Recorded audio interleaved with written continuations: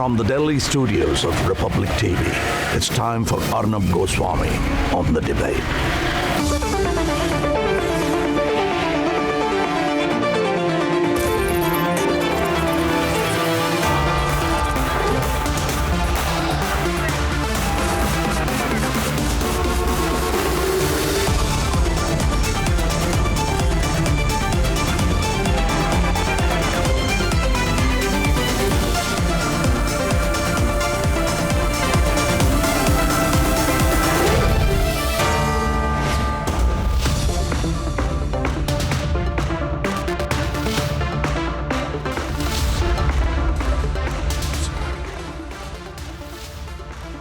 Ladies and gentlemen, it has been 77 years since the world witnessed a war of this scale.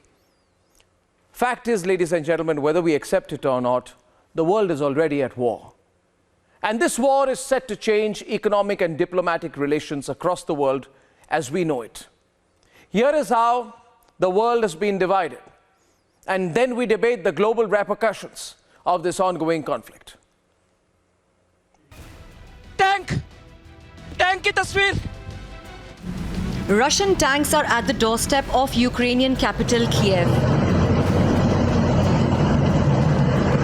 Ukrainian forces are preparing to repel the attack, and firing reported in parts of Kyiv. Tank की तस्वीर. Army पहुंचती है तो उसे रोकने की कोशिश की जाएगी और साथ ही साथ जिस तरह से देख रहे हैं कल रात से लगातार जब हम यहाँ पर पहुंचे 12 बजे के करीब हमने कई सारे ऐसे टैंक्स यहाँ से गुजरते हुए देखे. Russia seems to be closer to capturing Kyiv, thus possibly pushing the world towards a war-like situation. Forcing countries to take sides and form possible blocs, taking the world back to the Cold War era. Sanctions against Russia have begun across countries. From the United States of America. Today, I'm authorizing additional strong sanctions and new limitations on what can be exported to Russia. This is going to impose severe cost on the Russian economy, both immediately and over time. We have purposely designed these sanctions to maximize the long-term impact on Russia and to minimize the impact on the United States and our allies. To Japan. G7 をはじめとする国際社会と緊密に連携し、ロシアに対して軍の即時撤収、国際法の遵守を強く求めます。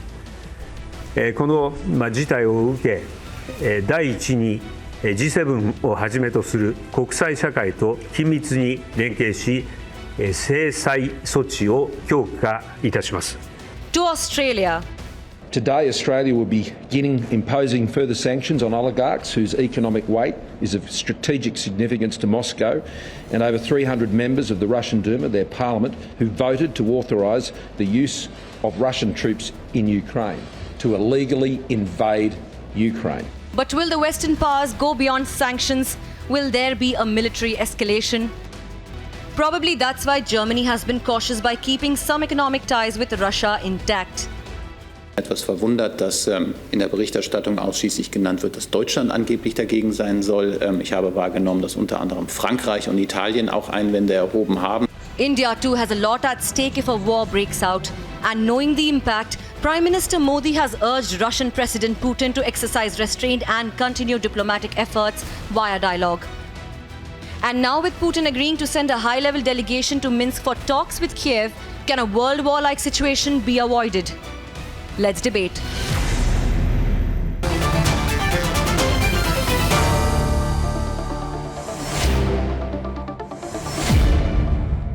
And on the Republic Network now, I have with me the former Minister of Defense, the former Defense Minister of Ukraine, Andriy Zagorodnyuk.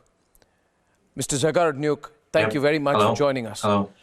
How do you see this playing out in the next couple of days? I mean, do you think the Russian military will move in completely into every street and bylane of Kyiv? Will they circle Kyiv or just keep pounding it? There is no point for them to circle Kyiv, and it's geographically impossible to circle Kyiv without an ability of Kyiv people to get in and get out, because Kyiv is a very large and a very geographically diverse city. So certainly they will try to get into the center. They will try to fortify in the center, and they will try to storm the government buildings. But the problem is that it's so far they're not succeeding. And so far they're failing to do that. And they tried to do this starting from yesterday night. They tried to secure the airport close to Kyiv, which they couldn't. They're actually losing a lot of equipment and a lot of people with the fights with Ukrainian armed forces and with Ukrainian resistance. So there is a unanimous rejection of the Russian occupation as a whole. There's a huge fight against Russian occupation right now. So for them, it's a problem, and they cannot. So far, they cannot succeed. So far, of course, I'm very careful with words because we see the situation as it develops. But so we'll see what sort of approaches they will take in the next night, because it's of course it's very dynamic. Things changing every hour. Will the Ukrainian government be able to hold out? Excuse me, what do you mean when? When Ukrainian government will be... Will the Ukrainian government be able to hold out? Be able to hold out the Russian offensive? I mean, I'm told that your president is already, in a safe house kind of situation. Will your military be able to take them on directly? Or is it slowly going to give way? No. Every Ukrainian building, every Ukrainian government building has a safe house. So that's going for like years and decades. And yes, of course he is, but he's in the same area. He's in the same government quarters. So they have enough troops to withstand the very substantial aggression. Question is whether those capabilities would be enough, how can be reinforced and so on. So this is what gives a sort of security dynamics there. But as we could see, Russia cannot do it lightly, and they cannot do it easily.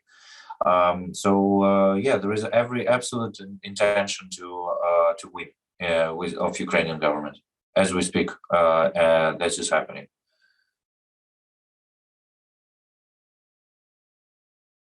You're not getting any international support militarily. How is that affecting your government and its fight back? We had been fortunate that to have some very serious supporters from the international community. Most of all, that's United States, United Kingdom, Canada, also the Baltic states like Lithuania, Latvia, Poland, Turkey. So all countries which are understanding the real strategic challenges which Russia brings. So those countries have been helping Ukraine a lot. They've been supplying some equipment. So, for example, we now have more anti-tank weapons than Russia has tanks. So potentially that creates a very substantial deterrent effect. But as we can see, Russia moved in any case. So right now it's going to be it's going to be applied, and it is applied against Russian capabilities, and as we can see, with some substantial success. What we know right now is that those partner governments, they keep on helping us with the equipment to continue that fight. So we see how it develops, but Ukrainian armed forces so far are very confident, and they're confident in their ability to fight. Of course, Russian forces are substantially larger in numbers, and they have a very large number of weapons, and they have air superiority and so on. But that still helps. We still fight, and we're still planning to fight. But if it comes down to fighting within Kyiv, no, would you continue to have an advantage? The war takes place in various regions. So it takes place. It started yesterday morning with the that phase of the war started yesterday morning with a very substantial missile and drone strikes. They had over 200 strikes in around the whole country in all kinds of locations, all around the country. So they hit our airports, they hit our critical military infrastructure and so on. And then after a very short, quiet period, they started to move with the ground invasion, and that's where exactly the problem started. So of course, as you could see, Ukraine defends fiercely, and they attack from the south, they attack from the north, and more limited attack from the east. So from the three key directions. So northern is about Kyiv, southern is about the key cities which they are aiming in the south of Ukraine, and eastern is there where in Donbass is happening already. So that's where we are right now. Yeah, okay. So you said that if NATO does not step up, it is paving the way for Russian aggression from the Baltic to the Balkans. Do you think that neighboring nations need to brace for an attack from Putin? Because Putin is pretty desperate. My own sense is either he's going to completely pound Kiev, he's going to cause major civilian casualties, or he will expand the course of this battle. He will involve neighboring nations. Do either of this look like a possibility to you? Because Putin is desperate. Yeah, he makes himself desperate, to be honest, because he doesn't have any reason for that, any valid reason for this whole invasion. And that's what shocks the world particularly, is that his explanation is pretty much none. So he makes up some kind of reasons for that whole campaign. And it's amazing because all these reasons are just made up. So his desperation is essentially his own problem, is of his own making. Now, he makes himself desperate. That's basically how you can put it. So, but generally, yes, he wants to destroy the security environment, not just of Ukraine, but also of the whole Eastern Europe. And that's why he demanded NATO to get away from Eastern Europe, because he wanted to challenge that region with his military power. And as we can see right now, these weren't just words. So he really he's probably stupid enough to actually do it in reality. So he can actually send thousands and tens of thousands of troops to fight, to die for some, pretty incredible, with some pretty incredible explanations why, But yes, Eastern European countries are very concerned that if theoretically Ukraine cannot fight anymore, Putin will move on. He will move on to Eastern Europe. And you would think that this is unreasonable, that this doesn't make sense, and so on. Well, as we can see, what happens in my home, that's also unreasonable, and it also doesn't make sense. And he's still doing this. So Eastern Europe is very much concerned that they would be next. Well, Mr. Andriy Zagorodnyuk, former Minister of Defense of Ukraine, I thank you very much. And let's see what happens. I hope to remain connected with you from Kiev as the situation unfolds. Thank you very much. Thank you. Okay, bye. Yeah. I'm opening this up right now. Yes, you were saying something, sir. Okay, he said thank you. Okay. Professor Madhav Nalapat is a strategic analyst and vice chairman of the Manipal Advanced Research Group.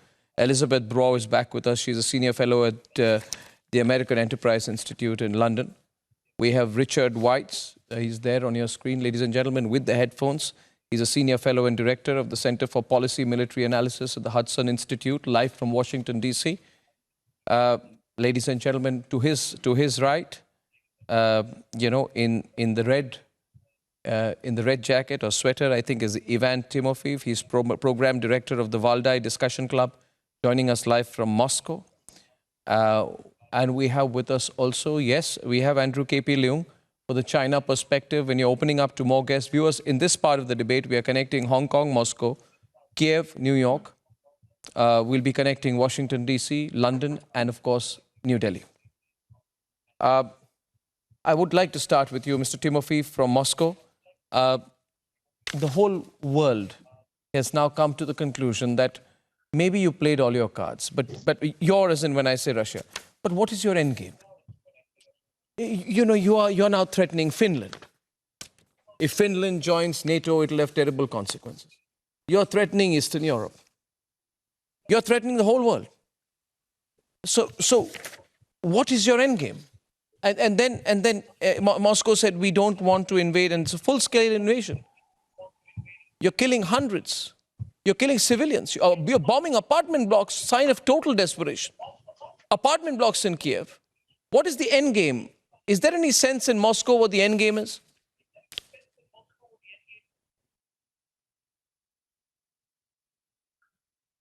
Well, have you finished with your question? I'm sorry. Yes, for the moment, yes. Okay. Well, actually, you should refer to the Russian official diplomacy in regarding this question. I'm an expert and I'm not empowered to interpret the Russian foreign policy on behalf of any official agencies. So this answer should be, this question should be addressed to the official structures, not the experts like me. And as an expert, what is your view? Let me rephrase that. As an expert, what is your view of what Russia's end game would be by starting the military operation and going deeper into Ukraine and Kyiv? Well, the Russian concerns had been voiced before, and apparently the goal of Russia is to prevent the Ukrainian membership in NATO or cooperation, military cooperation with the West. So this was, at least this is what had been voiced before by the Russian officials.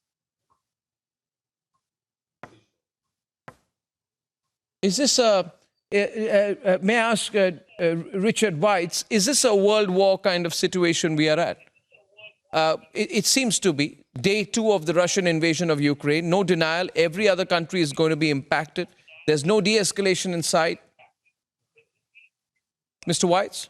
Yeah, no, I think that the Western governments early on indicated that they were going to back Ukraine economically, diplomatically, and other means, but not with military force. And so I think that whatever happens in Ukraine will not immediately involve Western forces. You know, what happens after, if Ukraine falls, you know, who knows? But for now, as long as the fighting is in Ukraine, I think it will not, there's not a major risk of escalation.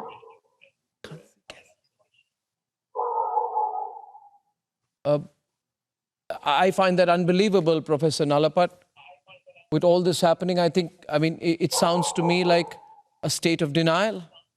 Either the West wants this to pass, it wants Ukraine to be attacked, it wants Ukraine to be taken over, and does not want to respond. It's basically left Ukraine entirely to its own defenses. Yes.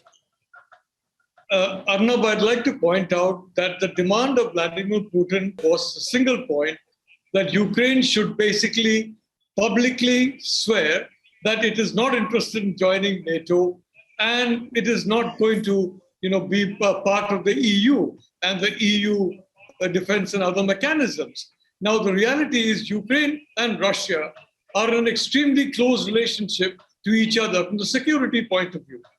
And if Ukraine were to be a member of NATO, that would expose Russia to a kind of risk which Vladimir Putin, at least, was not willing to take. My point, Arnab, is very simple. I think the question that we as Indians should be asking, and I would like to say I'm glad Prime Minister Modi is taking a very balanced stand on this issue. He spoke to Vladimir Putin. He wanted dialogue and he wanted, of course, safety, especially for the Indian community.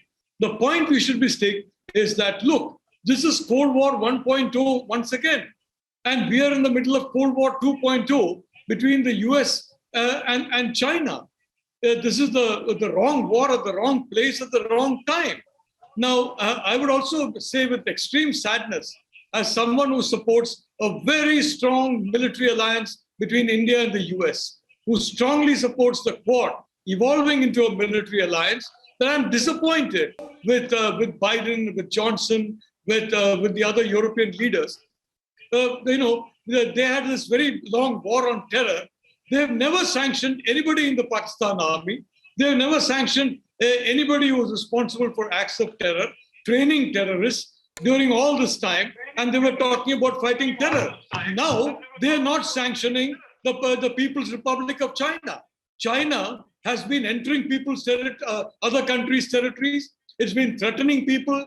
You ask the Taiwanese, they've been sending air patrols, they've been sending naval patrols, they have all kinds of subversive operations inside Taiwan. Has there been any sanction against Taiwan by Mr. Biden? I don't think so. Has he had any sanctions imposed on China for what it has done to the world's biggest democracy, India? I don't think so. So I'd only like to say that I am a bit disappointed that Joe Biden, he said in Afghanistan, although I think he was wrong in kneecapping the Afghan military, but right in sending US troops home, that he was doing this to focus on China. Is he focusing on China at all? And the point is that this will only put China on steroids. That is the point. You see, you have addressed the elephant in the room. And nobody is willing to look at that. Because truth be told, Elizabeth, I'd like to come to you. I saw you shake your hand there vigorously, Andrew, saying Madhav is talking rubbish. But the fact is, Andrew, you know he's not. As I said, and you get very touchy about this as a Chinese, you don't have a fighting army. Russia is today your arm. You are not sure whether you can really militarily even, annex Taiwan. You've been promising to annex Taiwan against all global law. And today, Andrew, the fact is you are refusing to call the massacre of civilians in Kyiv as an invasion because you intend to do the same thing in Taiwan. So you see Putin as opening the door for you. He's opening the door in your future attempt to legitimize a possible annexation of Taiwan. Am I right, Madhav? That's what the Chinese are standing behind and applauding the Russians for. Yeah. And this is not a Cold War. This is not a Cold War. Yes, Madhav was saying something there. Can I have him back on screen? It's not a Cold War. Yeah. No, I quite agree with you. And this is the whole central point. The point is that what have you done to sanction China for its egregious actions? And so far as Russia is concerned, well, the point is again very simple. We're talking about Putin. Yes, he has gone into Ukraine. He made it very clear that's what he was going to do. And he has gone into it. So far as China is concerned, the point is they have also made it very clear that they were going to occupy Taiwan one way or the other. The Taiwanese people don't want that. Where are the sanctions? And I exhort. I exhort. I've been saying this. I've been saying this every possible day for all our global friends out there. Do not remain. I keep saying, do not remain mute spectators, hoping, Elizabeth, that Putin won't annex the Baltic countries, that he'll stop, that he won't attack Estonia, Latvia, and Lithuania, because the real story will unfold when China does this to Taiwan. Elizabeth, it's the Chinese behind every move now. Well, I wouldn't blame China for everything that goes wrong in the world, but clearly China is not playing a very helpful role now with regards to Russia, and it should have condemned Russia. Instead, it refused to condemn it even in the most mild way imaginable, and indeed not only has it refused to condemn it, but is also continuing to trade with it. China could make a huge difference in isolating Russia, and we should remember that war doesn't just involve two countries; it involves the whole global economy. It unleashes consequences that the rest of the world will live with, even though they will be much milder than the consequences on Ukraine. But there will be global consequences. It's in everybody's interest that this war be stopped as soon as possible, and China could play an important role there. If I may add, India and Pakistan could also lobby Putin to come to his senses, but China in particular, because of its economic might, and it hasn't done so. On the contrary, it's helping Russia survive the sanctions imposed by the West. Absolutely. China is financing this battle and watching on. and Frank Wisner, Ambassador Frank Wisner, America, if it wants to stop the war, wants to stop the massacre of innocent men, women, and children in Kyiv, where apartment blocks are being blocked, then America should show the initiative to sanction China. If you cannot sanction China, this will not stop.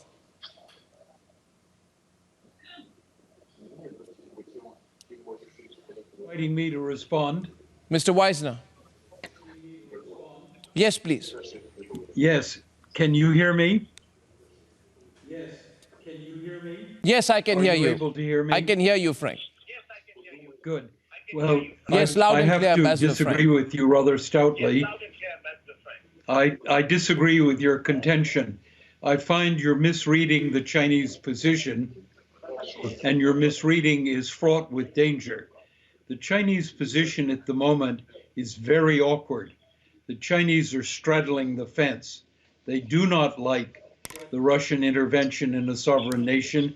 At the same time, they have a strategic relationship with Russia. So they've taken the middle course of condemning NATO for exaggerating the situation and producing the crisis. But the real test is coming. Will China provide Russia with sanctions relief? And will China provide Russia with cover in the Security Council?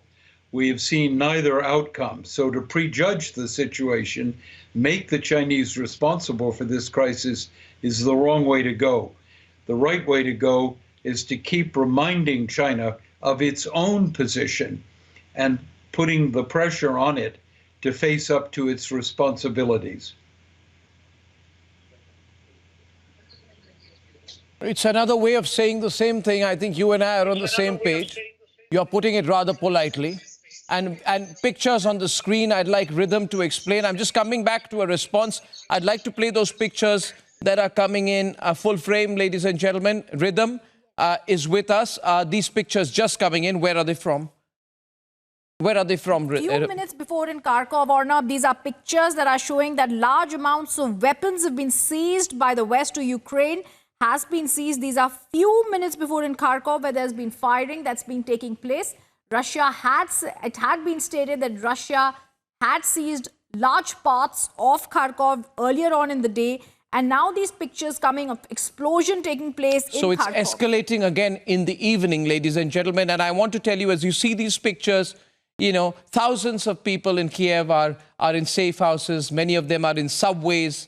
And Russian army armored units have been approaching from all sides.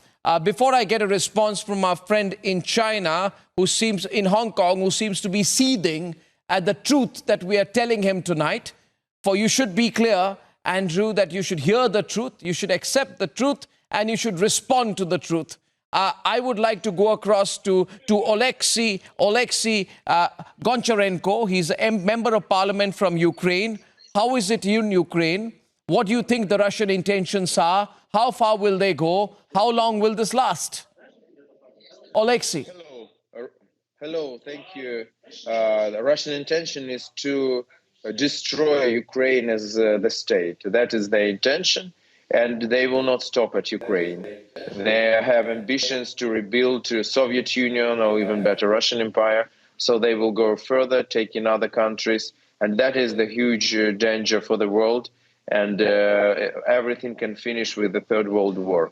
So Putin should be stopped now. That's important for the whole world. And the other thing is you are now have a picture of fire near Kharkiv. It's in the eastern Ukraine.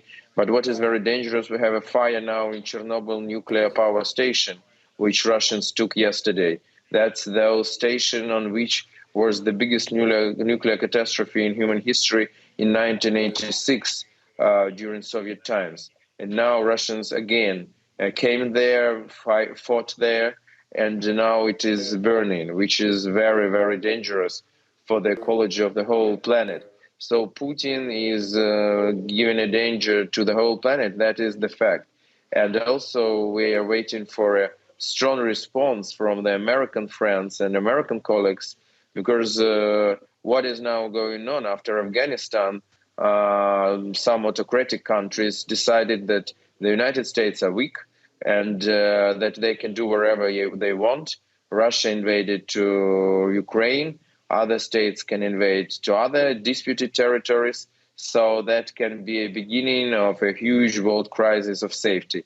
So the international law should be restored now. Russian forces should be stopped and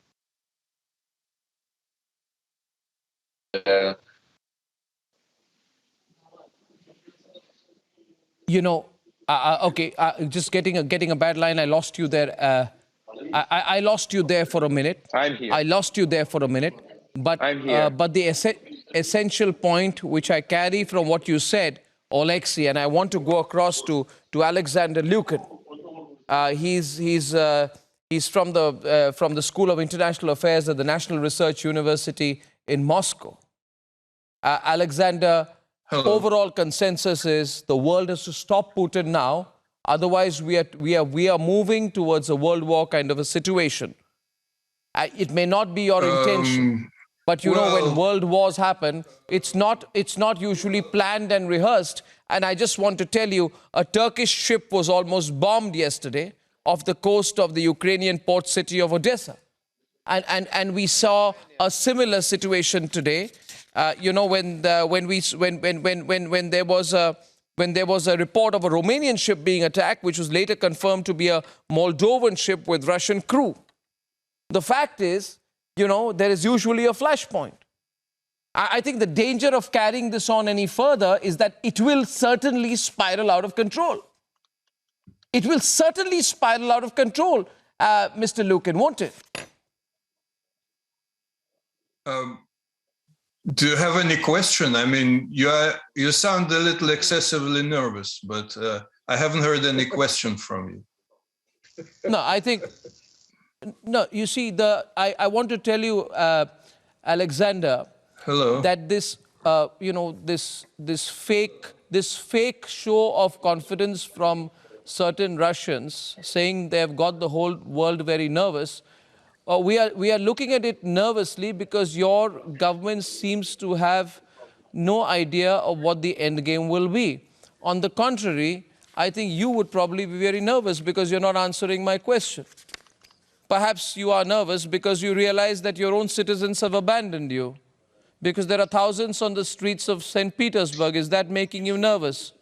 There were rallies in 53 Russian cities today. Is that making you nervous? You don't have the support of your own people. Is that making you nervous? We have put thousands of people in jail, fighting your own citizens while killing men, women, and children, civilians in Kyiv. Is that making you nervous? So you can answer my question. I lost the line. He left the call and he ran away. You see, that's the problem, Madhav. When you put the facts to the Russians, they don't want to participate in the debate. They think the whole world is an extension of RT. They don't want to hear the other side of the conversation. But Ivan, for how long? For how long, Madhav, will this continue? Look, from my reckoning, it's going to continue until Putin occupies the whole of Ukraine and sets out to do what he wants to do. Publicly, he has said that quite a few times, that it demilitarize Ukraine and make Ukraine a quote-unquote neutral country, which basically means a country that basically will not go against the security and other interests of Russia. That's what he wants to do. And that is very clear. He has telegraphed that several times. So I'm surprised that people in the West are saying, oh my God, this man has broken his word. The fact is, he said you do, and each time you have sanctions imposed on him, each time he doubles down on his aggressive activity. And still, you have more sanctions imposed on him. Now, I'm surprised that, when it's very clear, each time you sanction him, he doubles down. Prime Minister Modi, in my view, has been influential in persuading him to meet with the Ukrainian president. I don't think he was ready for it earlier in Minsk. And the Ukrainian president meets him in Minsk, then they can discuss a way out. But the reality is, frankly, this I mean, if Biden thought it plays into his hands, make Russia the big bad wolf and make everybody forget China, on which, frankly, he's extremely sore. But the reality of the situation is that no one in Asia is going to forget China. We're talking of world war. This is a European war involving, I'm sorry to say, I do not really think there's any heart in countries in Asia, Africa, and Latin America for this war. In India, definitely, in Asia, definitely, our problem is not Ukraine or Russia. Our problem is China. And very importantly, China is buying all of Russian oil, all of Russian wheat. I mean, what more evidence do our friends in America need to convince them that China wants to keep Russia in the game? Yes. Yes, so that it can brazen it out and invade Taiwan in the future. And I think Frank asked the question. Andrew should respond to the point made by Frank, later by Madhav. Well, if you allow me, sir. If you allow me to I will allow respond. you completely. Am I allowed We're to a democratic country with a free media, unlike you. Well, can I respond now, please? Please, by all means. Okay, thank you. Thank you. Well, first of all, I do not agree all this rhetoric about China. Of course, China has been pushed into a very close partnership with Russia because of all this huge confrontation from the United States. So that is a fact. But of course, China does not want to give up its policy on respecting other people's sovereignty. Well, that's why I think that this panel seems to have forgotten the President Xi just now, I mean, today, picked up the phone and spoke to President Putin and trying to dissuade him from escalating the situation and come to to a dialogue. And so all this rhetoric that China is now helping Russia to invade Ukraine is simply nonsense. Now, I think that also China, amongst other nations, seem to understand what is driving Putin. I mean, Putin is no demon. He's a very rational person. And of course, what concerns him is a potential Cuban kind of crisis on his footsteps. If he doesn't forestall the possibility of Ukraine joining NATO, then if NATO missiles are deployed in Ukraine, then it only takes less than 5 minutes for these missiles to reach Moscow. But that's what he's concerned with. And I, incidentally, agree with my Indian friend's analysis of what Putin wants. He doesn't want to conquer all of Europe. What he wants is a buffer state. In other words, maybe a satellite state in his neighborhood. One minute. Andrew, kind of influence Alexei, I thought Ambassador Frank Wisner would respond to you first, but I see Alexei wants to respond. His hand is up. So Alexei wants to respond to you. Yes, please. Thank you, Alexei. Thank you very much. It's this myth that you are now telling to people is a complete story bullshit. First of all, Russia started the war against Ukraine in 2014, when Ukraine even didn't mention the joining to NATO. We were absolutely neutral country, and Russia attacked us. So there is no connection with NATO at all. Just Putin want to take Ukraine, that's all. And NATO is not the part of the story. He just wants more territories, and he just wants our territories. That's the whole story. And so please do not repeat such myths that because of... And secondly, when you're saying that 5 minutes from Ukraine border to Moscow for rockets, there is a country, its name is Latvia. It's country on the on the Baltic Sea, and from the border of and Latvia is a member of NATO now. Now they are a member of NATO, and from their border to Moscow is absolutely same distance as from Ukrainian border to Moscow. I mean, from Ukrainian eastern border. So joining Ukraine to NATO is not moving NATO even 1 kilometer closer to Moscow. So that's your story and your myth is for those who don't know history and who don't know geography. So it's not about NATO at all. Just Putin is aggressor, and that's the point.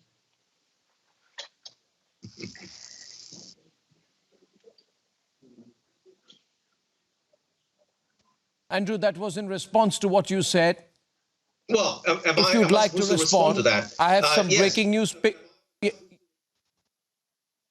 Yeah, you should. Hello? because China is pulling the string, because Putin is a puppet. That's why you should. And you know this. You are egging on this war. Russia is the biggest recipient. Russia is the biggest recipient of loans from China's official sector institutions. Hundreds of billions of dollars over the years. You have huge financial leverage to stop or propel a world war. And I think you should respond to Frank. For Frank's question is the key. Well, and Frank said, disagreeing with me, no, he disagreed with me to ask a counter question. Should China join in the global sanctions? I think if China means what it's saying, it should. But will it? Andrew, please, what do you think? Well, I don't. Well, I think that the President Xi, as well as his foreign minister, has made it quite clear that look at all the sanctions. I mean, United States has been sanctioning Russia, almost 100 times during the past 10 years, and it has not worked. I mean, look at the American sanctions imposed on a lot of countries. What good has it brought about? So I think that to prevent the situation from worsening, we need to come to a dialogue. As President Xi pick up the phone to speak to President Putin. Now I think that and with the closer partnership between Russia and China, and a phone call from President Xi is more. I think is more effective than other phone calls. No. You buy that, Ambassador Wiesner? So I think that you buy that. You buy that argument, Ambassador Wiesner? The thing must be. Do you take that argument? He said you've got to respect Russians' security concerns. Without addressing the security concerns, it's unlikely that Putin would back down. Ambassador Wiesner. I'd be happy to join. I wanted to let Andrew finish. My own view is a little bit different. I'm always interrupted on this panel, so. Right, I'm trying not to interrupt you. I was going to say that, for example, NATO and the United States have made it quite clear they're not going to put boots on the ground and just relying on sanctions. I mean, this is not going to be effective. And if it is going to push back against Russia, you either risk a world war or perhaps supporting insurgency in Ukraine. Because, it is known that something like 400,000 Ukrainians want to take up arms and protect their own freedoms. So if there's going to be an insurgency, then it will be very difficult for Russia to deal with. But blaming China, as you said, I mean, it's really... Russia cannot manage an insurgency. That I completely agree with. But I have limited time, so I'll let Ambassador Wiesner respond, please. Thank you. Thank you very much. I believe China does bear a responsibility as a member of the international community doesn't have to take explicit positions. It's made its overall views known. But China can play an important role in urging the Russians to stop this offensive and to pull back and allow space for a political settlement. And I must say, I think China has a responsibility to do that. However, China uses its influence, whether it wants to do it publicly or privately, that's a decision of the Chinese government. But the responsibility lies with China to join others in the same outcome. Second, with regard to, Andrew, your statement that the United States relies solely on sanctions, let's remember the United States is not alone. The sanctions effort that has been directed against Russia is broadly shared throughout the European Union. The measures taken by European nations have been extremely strong and highly coordinated, but this is not an American-only operation. Third, I think the real risk you're missing, Andrew, is that if this matter is not addressed, contained, and brought down, the dangers are brought down, we face escalation on the one hand. On the other, we could slip into a protracted period of Cold War in which Europe cuts loose its economic and energy ties to Russia. We move with NATO to strengthen the defenses of the nations along Russia's western border. We end up with a tit-for-tat cyber offensive, propaganda, and we end up in a protracted period of confrontation that will serve no one's interest, will undermine the stability of the global economy, will affect China's interests just like it will affect everyone else's. So I end with the same appeal. The Chinese have an interest, however they express it, loudly or quietly, to nudge Russia toward restraint and a retreat from this in the right direction military aggression against a sovereign nation. Absolutely. Videos coming in right now that appears to be President Zelensky. Rhythm. Yes. So the first video that we're showing, Arnab, is of President Zelensky showing that he continues to stay in Kyiv. He's recorded a video on the streets along with other statesmen of Ukraine refuting the misinformation of Russian propagandists about his alleged escape from the city. So he's on the streets, he's showing that the Ukrainians are fighting. We also have some footage that's come in, Rhythm, of some very, very serious fighting between Ukrainian and Russian forces. Where was that footage from? Arnab, and we can play this footage. Yes. This is the footage we're talking about. This is the southeastern city of Melitopol. In fact, this is what Zelensky spoke about yesterday when he said they're trying to push towards the southern part of Ukraine. This is also a huge explosion that was seen. It's supposed to be a hospital, the oncology department of that. And oh, God. Yes, so that's the building that they're trying to put out there. Very intense fighting going on there. And this, you're saying, is a hospital? It's a hospital, and that's the oncology department. That's the oncology department, which is the cancer department. This is also another big story. And we've seen some latest visuals from... this is Odessa. Can you tell us about this? Yes, Arnab, this is the shooting and explosion that's taking place at Odessa. Remember, the multi-pronged attack from Russia began in Belarus. They came in from there and also in Russia. This is one of the places in Odessa that they have bombed today. And powerful explosions also reported in Kharkiv, which has been under siege since morning. So there's been heavy firing and explosions that have been heard in Odessa. So I want to get a quick analysis of all of this from Elizabeth. Elizabeth, you know, as a geostrategic analyst, what appears to me, and I want your comment on this, is that the Ukrainians it's not going to be easy to... Ukraine is not going to be run over immediately. Russia, the longer this continues... tide turns against Russia, possibly. Yes, I think that the big surprise for Russia and for the leadership in particular has been the really quite intense Ukrainian resistance and the intense efforts by Ukrainian soldiers and indeed the leadership and the rest of the population to defend their country. And we should remember that this is not the first time a smaller country has been invaded by Russia. And I think Finland's efforts during the 1939-1940 Winter War are a source of inspiration to Ukraine today and indeed to other countries. Finland, a tiny country, relatively poor, with a not very sophisticated military, managed to hold back the mighty Red Army for 105 days.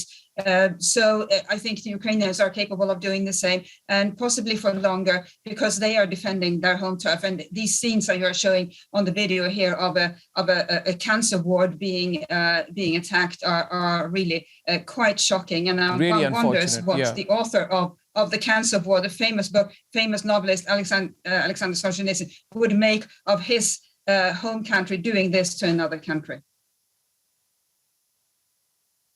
I think it's, the situation is so remarkably fragile. I think if this weekend is critical, all I'd say, this weekend is critical. If it stretches beyond the weekend, it could get complicated. Let's see where it goes. Ladies and gentlemen, that's all for tonight. I thank you all. I thank you all very much. And Vishwa Patel says, Arnab sir, being a student, I'm studying this issue. I found that no channel or source is covering this matter as bravely, brilliantly, and factually as your team. Thank you. Ronita says, congratulations to Mr. Rawat, Mridul and Shavan for the undaunted, round-the-clock coverage of the horrible, ghastly Russian invasion of Ukraine. And Sanjana Bhandarkar says, thank you for bringing courageous, bold, thorough and unabashed journalism for the Indian audience when it comes to the times the world is in right now. Thank you so much, Sanjana. Ladies and gentlemen, we're putting more feet on the ground. We're intensifying our reporting. I thank you for your support. And we will launch a global news channel, a global digital and television network that will change the way global news is covered. We will undo all the damage that the Western media has done to global journalism.